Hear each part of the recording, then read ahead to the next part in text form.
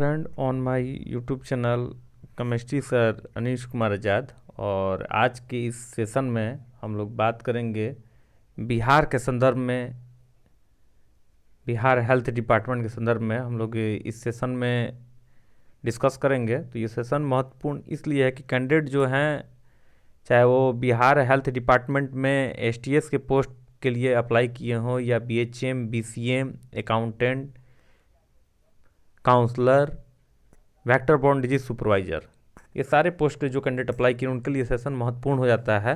तो पूरा सेशन आप लोग देखें कि ज़्यादा लंबा सेशन नहीं होगा, छोटा ही सेशन होगा और उसमें अपनी बातों को हम लोग रखेंगे।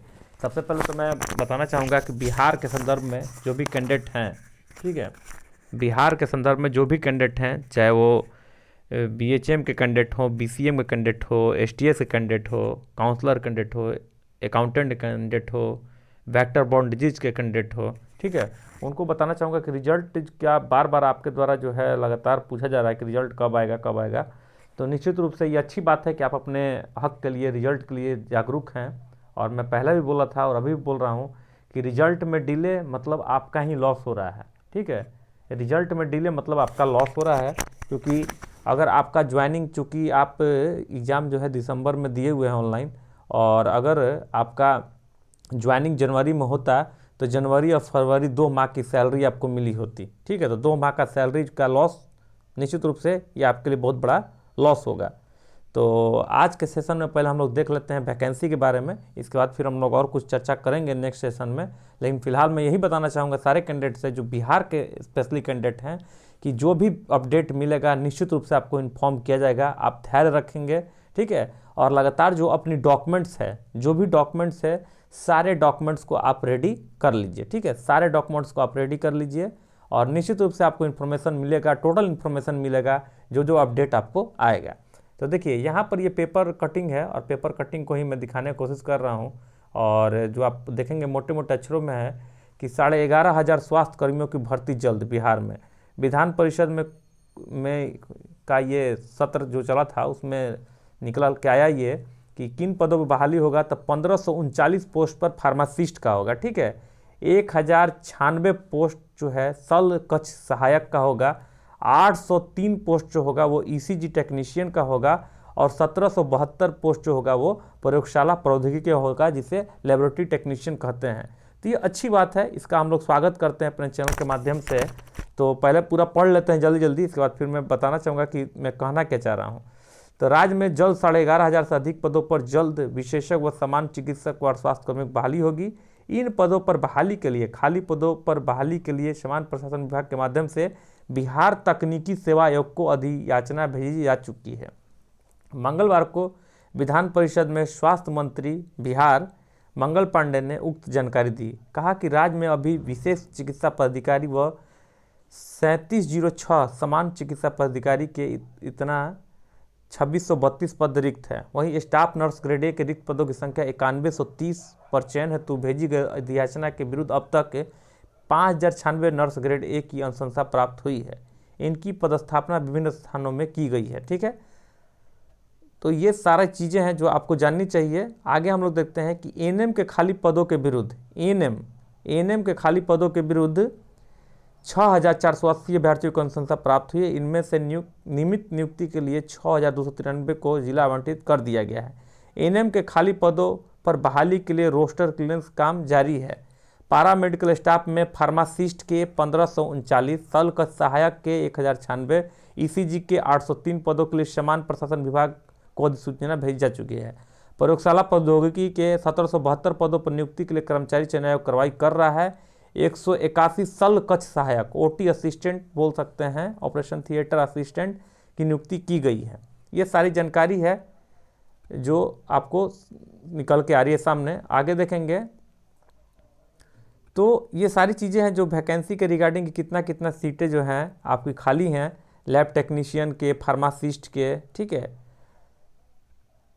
प्रबंधकीय के पोस्ट। तो इस सेशन को लाने का मेरा पर्पस सही था। एक और वीडियो ये आपको पेपर में ये कटिंग भी देखने को मिलेगा इस तरह से कि बिहार राज्य में खाली पदों पर होगी स्वास्थ्य कर्मियों की बहाली। तो मोटे मोटे अक्षरों में ये तो पेपर का एडवर्टाइजमेंट दिया हुआ है, बहुत अच्छी बात है। लेकिन मैं सारे कैंडिडेट से कहना चाहूँगा कि स्वच्छ भारत अभियान, ठीक है, स्वच्छ भारत अभियान चल रहा है, क्या स्वच्छता निरीक्षकों की आवश्यकता नहीं हमारे राज्य में, बिहार में या हमारे देश में? निश्चित रूप से स्वच्छता ऐसी चीज़ है जो इतनी बीमारियां जो हो रही हैं, ठीक है, इतनी जो बीमारियां, तरह तरह की बीमारियां आ रही हैं, उसका कहीं ना कहीं कारण है कि स्वच्छता में कमी, ठीक है। तो लोगों को जागरूक करने के लिए हेल्थ एजुकेशन के लिए जो है सेंट्री इंस्पेक्टर, हेल्थ इंस्पेक्टर की भारी मात्रा में बहाली की आवश्यकता है। तो मैं अपने इस YouTube चैनल के माध्यम से जोरदार तरीके से ये मांग करता हूँ कि जो भी सीटें वैकेंट हैं स्वच्छता निरीक्षक की, चाहे वो नगर निगम हो या हॉस्पिटल हो या फिर जितने भी डिपार्टमेंट हो जहाँ स्वच्छता निरीक्षक की ज़रूरत है, जल्द से जल्द उस पदों पर बहाली हो, ताकि जो है कैंडिडेट, जो बेरोजगार कैंडिडेट हैं, जो स्वच्छता निरीक्षक के जो डिप्लोमा धारी जो कैंडिडेट हैं, उनको जल्द से जल्द रोजगार मिले। तो निश्चित रूप से सारे कैंडिडेट को भी अपने स्तर से एक्टिव होना होगा।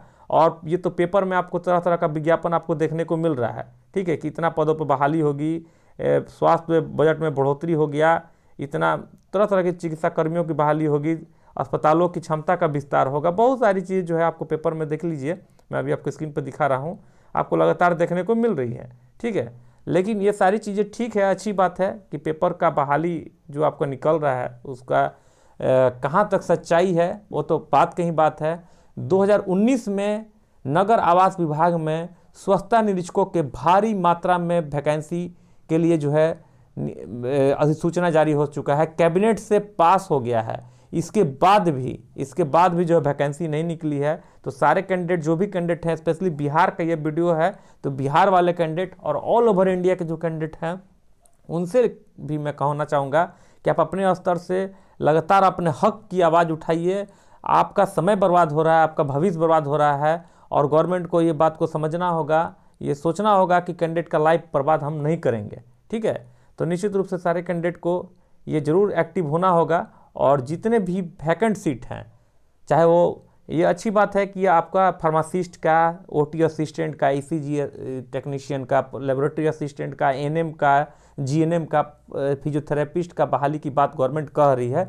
लेकिन मुझे ये इस बात का बड़ा दुख है कि जो कैंडिडेट हैं स्वच्छता निरीक्षक का बात इसमें जिक्र नहीं है, जो कि बहुत ही दुर्भाग्यपूर्ण है, ठीक है। तो स्वच्छता निरीक्षक के कैंडिडेट, जितने भी सेंट्रल इंस्पेक्टर कैंडिडेट हैं, वही कैंडिडेट हेल्थ इंस्पेक्टर के भी कैंडिडेट होते हैं। निश्चित रूप से अपने हक की आवाज़ के लिए आपको आगे आना होगा, और लगातार वैकेंसी के लिए जिस तरह से अभी ट्विटर पर ट्रेंड चल रहा है रोजगार का, उसी तरह से आपको भी मेहनत करना होगा, अपने हक की लड़ाई के लिए आवाज़ को उठाना होगा। तो सारे कैंडिडेट से मैं फिर से एक बार रिक्वेस्ट करूंगा कि आप अपने हक के लिए ज़रूर बात को रखें, और जितने भी पोस्ट खाली हैं उस पर तो बहाली होगी, लेकिन स्वच्छता निरीक्षक, सेंट्री इंस्पेक्टर की भी बहाली हो, इसके लिए सारे कैंडिडेट को एकजुट होना होगा। विशेष मैं नेक्स्ट वीडियो में बताऊंगा। Thank you very much.